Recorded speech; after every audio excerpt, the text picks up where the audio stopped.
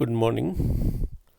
आज का हमारा टॉपिक है ब्रह्म समाज और राजा राम मोहन राय। हिंदू धर्म में संभवतः पहला धर्म सुधार आंदोलन बंगाल में ब्रह्म समाज द्वारा किया गया। ब्रह्म समाज को चलाने वाले राजा राम मोहन राय थे, जिनका हम जीवन परिचय देखें तो राम मोहन राय का जन्म 1772 या 1774 में बंगाल के हुगली जिले के राधानगर ग्राम में एक ब्राह्मण परिवार में हुआ। इनके दादा का नाम कृष्णचंद्र बैनर्जी था और उनको बंगाल के नवाब ने राय की उपाधि दी। बचपन में उनकी शिक्षा भली भांति हुई और वो बहुभाषाविद थे, जैसे संस्कृत, फारसी, हिंदी, अरबी, अंग्रेजी, फ्रेंच, लैटिन, ग्रीक आदि भाषाओं का उन्होंने गहरा अध्ययन किया और वे पाश्चात्य दर्शन से बहुत प्रभावित थे। 1805 में वे ईस्ट इंडिया कंपनी के एक अधिकारी जॉन डिग्बी के संपर्क में आए और ईस्ट इंडिया कंपनी की भी नौकरी उन्होंने कर ली। लेकिन उनके धर्म विरोधी या नवाचार के कारण उनको उनके कट्टरपंथी परिवार से निकाल दिया गया और 1814 में डिग्बी के इंग्लैंड लौट जाने के बाद उन्होंने कंपनी की नौकरी भी छोड़ दी और वे कलकत्ता में स्थायी रूप से रहने लगे थे। कलकत्ता में वे H.H. Wilson, William Jones, John Macaulay, Adam और विवियन डेरिजियो जैसे विद्वान अंग्रेज़ों से मिले और उनका दर्शन इनसे प्रभावित हुआ। 1809 में उन्होंने फारसी भाषा में तौफत उल मुहिद्दीन एकेश्वरवादियों को उपहार नामक पुस्तक लिखी। 1815 में उन्होंने आत्मीय सभा की स्थापना की, जिसमें धार्मिक विषयों पर चर्चा होती थी। अब वे सामाजिक व धार्मिक सुधारों में लीन हो गए और मूर्ति पूजा की आलोचना करना, एकेश्वरवाद व तर्क पर बल देना, जाति प्रथा, छुआछूत की निंदा करना, स्त्रियों की दशा को सुधारने के प्रयत्न करना, ये उनके प्रमुख कार्य थे। वेदों व 5 उपनिषदों का बंगाली भाषा में उन्होंने अनुवाद किया। 1820 में उनकी दूसरी पुस्तक प्रिसेप्ट ऑफ जीसस लंदन से जॉन डिग्बी के प्रयासों से प्रकाशित हुई। 1827 में उन्होंने ब्रिटिश इंडिया यूनिटेरिया एसोसिएशन की स्थापना की। 1828 में उन्होंने ब्रह्म समाज स्थापित किया। इसके द्वारा वे हिंदू धर्म में सुधार में लग गए और हम देखते हैं कि उन्होंने कई सामाजिक, शैक्षणिक और सुधारों के प्रयास किए। उन्हीं के प्रयत्नों से 1829 में लॉर्ड विलियम बेंटिक ने सती प्रथा निषेध अधिनियम पारित किया और 1830-31 में वे समुद्र द्वारा इंग्लैंड गए। वहाँ उनके दोस्त प्रमुख दार्शनिक बेंथम बने और 1833 के सुधार अधिनियम जब पारित हुए तो उन्होंने उसका स्वागत किया,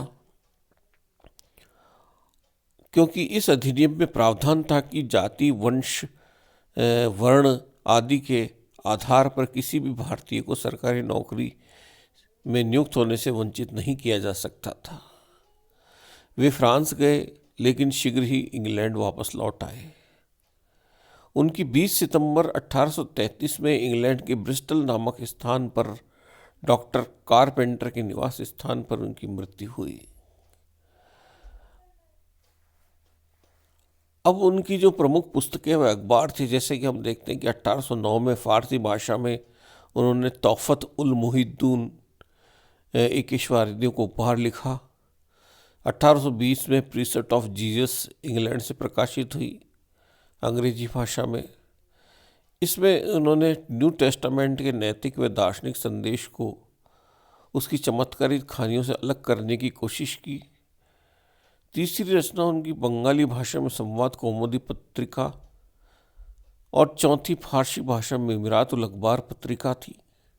1815 में ब्रह्मसूत्र का बंगला भाषा में अनुवाद किया। 1816 में वेदों में 5 उपनिषदों ईशकेन का बंगला व अंग्रेजी भाषा में अनुवाद किया। राजा राम मोहन राय को राजा की पदवी मुगल सम्राट ने प्रदान की।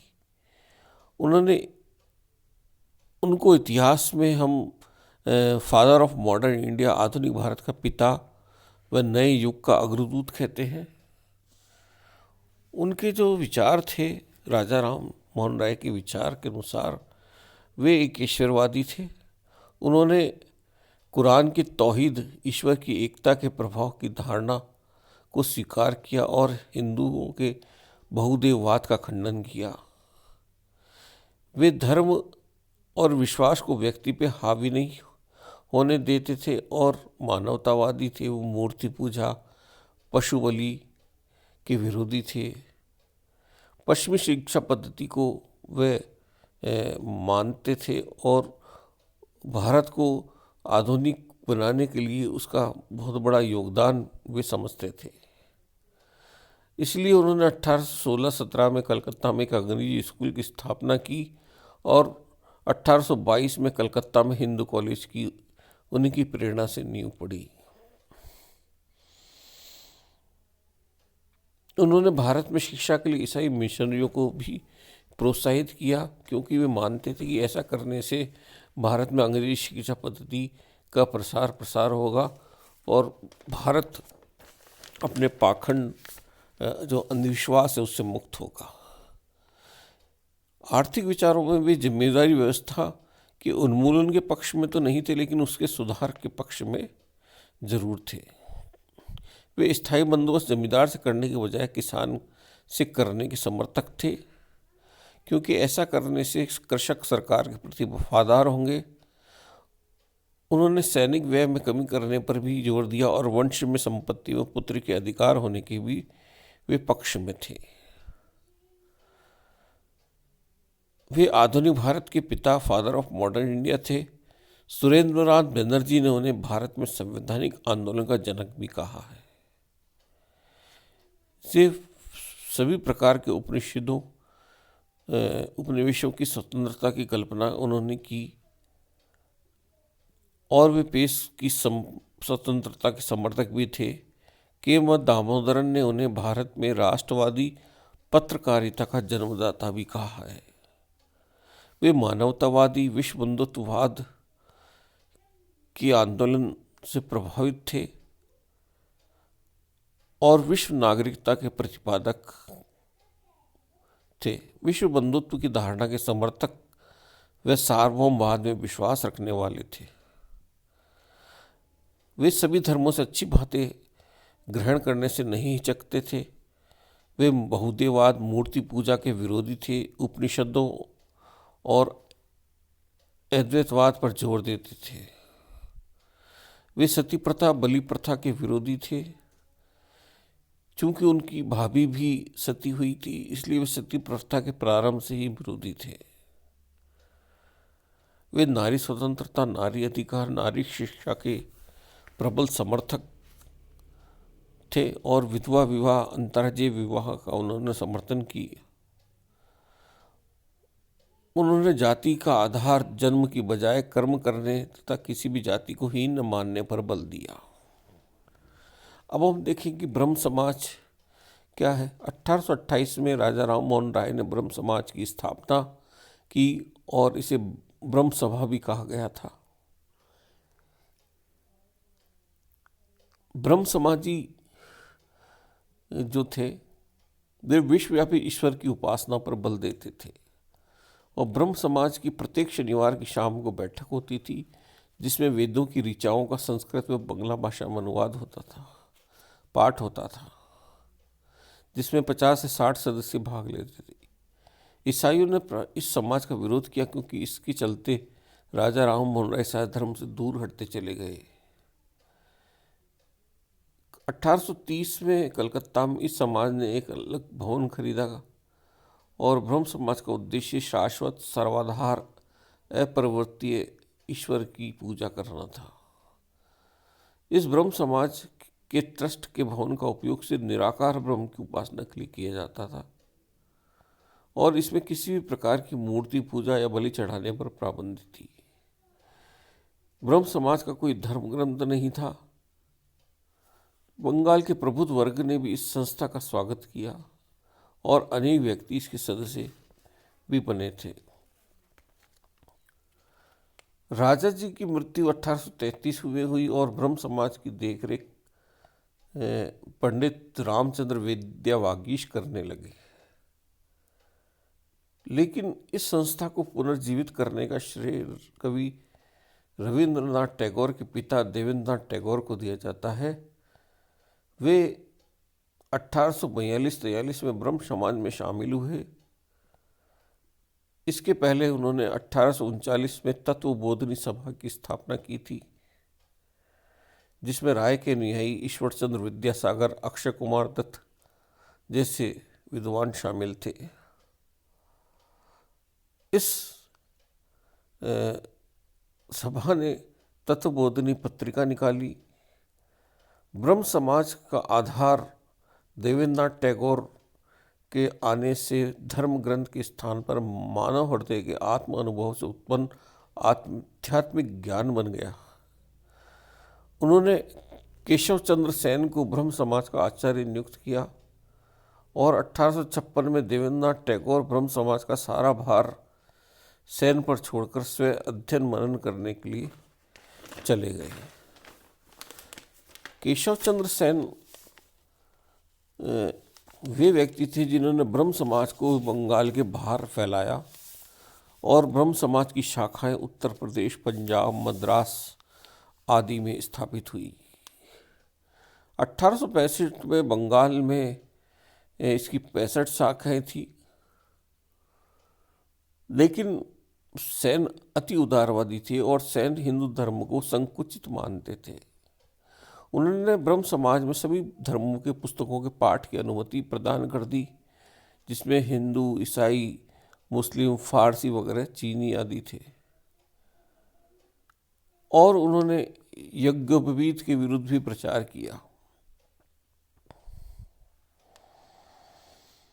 इससे वे हिंदू धर्म से दूर हो गए और हिंदू धर्म के भीतर एक सुधार आंदोलन न होकर एक नया धर्म सुधार आंदोलन मानने लगे।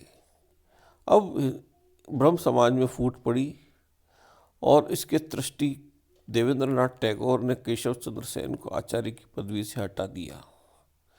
अब केशव चंद्र सेन ने एक नवीन ब्रह्म समाज की स्थापना की, जिसे भारतवर्षीय समाज या ब्रह्म समाज ऑफ इंडिया कहा गया। और देवेंद्रनाथ टैगोर का जो ब्रह्म समाज था वो आदि ब्रह्म समाज कहलाया। केशव चंद्र सेन के प्रयासों से 1872 में ब्रह्म समाज के ब्रह्म विवाह को वैध घोषित किया गया और इस अधिनियम ब्रह्म मैरिजेज एक्ट के द्वारा अंतर्जातीय तथा विधवा विवाह को स्वीकृति प्रदान की गई। लड़कियों के लिए विवाह की न्यूनतम आयु 14 वर्ष और लड़कों के लिए 18 वर्ष निश्चित की गई। लेकिन 1878 में स्वयं सेन ने अपने 13 वर्षीय पुत्री का विवाह कूच बिहार के 16 वर्षीय राजा से जब किया तो सेन की इस ब्रह्म समाज ऑफ इंडिया में या भारतवर्ष समाज में फूट पड़ गई और एक नया ब्रह्म समाज जो साधारण ब्रह्म समाज के नाम से आगे आया। शीघ्र ही केशव चंद्र सेन का ब्रह्म समाज ऑफ इंडिया अंधकार में खो गया। इस तरह हम देखते हैं कि संगठनात्मक कमजोरी, योग नेतृत्व के अभाव में 19वीं शताब्दी ईस्वी के उत्तरार्ध में ब्रह्म समाज अपना महत्व खो बैठा। चाहे कुछ भी रहा हो, ब्रह्म समाज हिंदू धर्म, समाज व राजनीति के वो पहलू थे जिसे उपेक्षित नहीं माना जा सकता। और प्रोफेसर विपिन चंद्र ने राजा राम मोहन राय को 19वीं शताब्दी के पूर्वार्ध के भारतीय आकाश के सबसे चमकीले सितारे की संज्ञा दी। तो ब्रह्म समाज ने भारतीय जो हिंदू धर्म है उसमें सुधार करने के कई प्रयास किए। मूर्ति पूजा, बलि प्रथा आदि को उन्होंने नकार दिया सिरे से और एकेश्वरवाद भी बल दिया। और राजा राम मोहन राय से लेकर जो सुधार की जो बात चली वो केशव चंद्र सेन तक आते आते बढ़ती गई और केशव चंद्र सेन ने ब्रह्म समाज को भारत के बंगाल के बाहर भी फैलाया। हालांकि उनका जो स्वयं का समाज, जो भारतवर्षीय समाज या ब्रह्म समाज ऑफ इंडिया, बाद में विलुप्त हो गया।